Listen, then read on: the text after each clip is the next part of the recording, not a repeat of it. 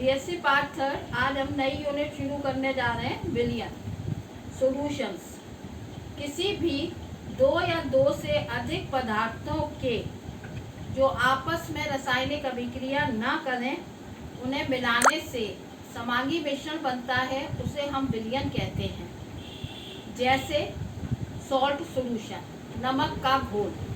नमक को पानी में मिलाने पे जो विलयन बनता है उसे हम कहते हैं नमक का घोल या नमक का जलीय विलयन। अब जो पदार्थ कम मात्रा में लिया जाता है उसे हम विलय कहते हैं, तथा जो अधिक मात्रा में लिया जाता है उसे हम विलायक कहते हैं।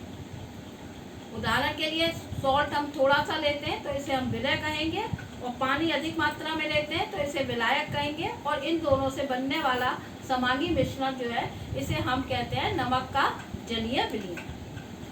अब ऐसा नहीं है कि हमेशा विलयन ठोस और द्रव का ही बने, द्रव और द्रव भी आपस में विलयन बनाते हैं। जैसे इथाइल अल्कोहल और पानी को मिला दें तो इथाइल अल्कोहल का विलयन बनता है, जिसे हम कहते हैं डाइल्यूट इथाइल अल्कोहल सॉल्यूशन। अब इसमें जो द्रव कम मात्रा में लिया जाता है उसे हम विलय कह देते हैं, जो अधिक मात्रा में लिया जाता है उसको हम विलायक कहते हैं। अब विलयन जो है ये दो प्रकार के होते हैं हमारे। एक होता है आदर्श विलयन और दूसरा होता है हमारा अनादर्श विलयन। आदर्श विलयन हम उन विलयनों को कहते हैं जिसमें अणुओं के मध्य संसर्जक बल बिल्कुल समान हो। जैसे एक है ए बी बी और ए बी, तीनों में बलों जो है वो बिल्कुल समान हो, अर्थात विलय विलय के बीच मध्य, विलय विलायक के मध्य और विलायक विलायक के मध्य बल जो है अंतर आकर्षण के बल बिल्कुल समान हो। उन विलयनों को हम कहते हैं आदर्श विलयन। और जब आदर्श विलयन बनता है तो इसके तीन लक्षण होते हैं। पहला तो इन द्रव ए को द्रव बी में मिलाने पर कोई भी ऊष्मा का उत्सर्जन नहीं होता, अतः delta H mixing is equal to 0। दूसरा क्या है, दोनों को मिलाने पे आयतन का कोई भी ह्रास नहीं होता, डेल्टा वी मिक्सिंग बराबर 0। और ये आदर्श विलयन हर सांद्रता पर राउल्ट के नियम का पालन करते हैं। उदाहरण के लिए है इसका बेंजीन और टॉरिन। आप जैसा जानते हैं बेंजीन और टॉरिन दोनों ही एरोमेटिक हाइड्रोकार्बन्स हैं और दोनों का ही मॉलिक्यूलर एनवायरनमेंट लगभग एक समान होता है। तो जब हमें टॉरिन और बेंजीन को मिलाते हैं तो वो आदर्श विलयन की तरह व्यवहार करता है।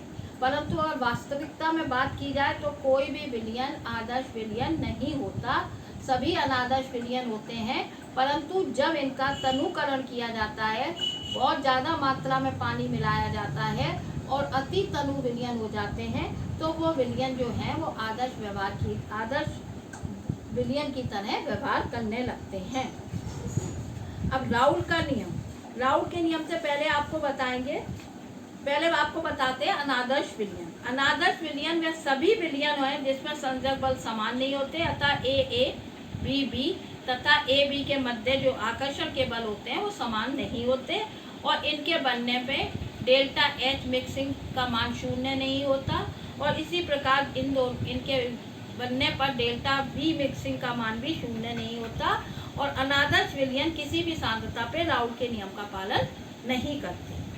अब वाष्प दाब, पहले आपको बताएंगे वाष्प दाब क्या होता है। यदि हम किसी भी द्रव को एक बीकर में लेके उसे बेल जार से कवर कर देते हैं तो थोड़ी देर में हम देखते हैं कि द्रव जो है वो वाष्पीकृत होकर वाष्प बना लेता है, और एक पर्टिकुलर टेम्परेचर में इन दोनों के वाष्प और द्रव के बीच में एक साम्य की स्थिति होती है। जिस स्पीड से द्रव वाष्प बनाता है उसी स्पीड से वाष्प जो है वो द्रव बनाने लगती है।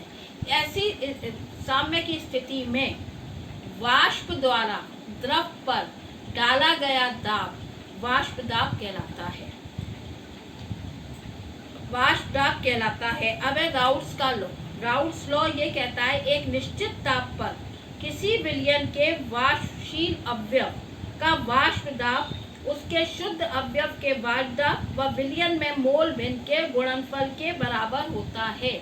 अतः PA is equal to P0A XA, PB is equal to P0B XB। यदि वेपर प्रेशर को मोल भिन्न के सापेक्ष आलेखित करें तो सीधी रेखाएं प्राप्त होती हैं। PB का मतलब है अवयव B का वाष्प दाब विलयन में, और P नॉट B का अर्थ होता है शुद्ध विलायक B का वाष्प दाब, और XB का मतलब होता है विलयन में B की मोल भिन्न। इसी प्रकार PA का मतलब होता है A अवयव का विलयन में वाष्प दाब, P नॉट A का मतलब होता है शुद्ध अवयव A का वाष्प दाब, और XA का मतलब होता है कि उसकी विलयन में मोल A अवयव की मोल भिन्न। अब है अनादर्श विलयन। अनादर्श विलयन आदर्श विलयन से दो प्रकार का विचलन प्रदर्शित करते हैं। एक कहलाता है हमारा धनात्मक विचलन और दूसरा कहलाता है ऋणात्मक विचलन। अब धनात्मक विचलन उसको कहते हैं जब विलयन का वाष्प दाब राउल्ट के नियम से परिकलित वाष्प दाब के मान से अधिक प्राप्त होता है तो उसे हम धनात्मक विचलन कहते हैं। अतः PA का मान is greater than P not A XA, PB का मान is greater than P not B XB। ऐसा तब होता है जब A और B को मिलाने पर A और B के मध्य आकर्षण के बल कम हो जाते हैं। कम हो जाने पर A और B के AB विलयन से पलायन की प्रवृत्ति बढ़ जाती है। यदि वो शुद्ध अवयव A के रूप में होता है तो A के बीच में आकर्षण का बल है, वो उसमें पलायन नहीं कर पाएगा तो वाष्प कम बनाएगा।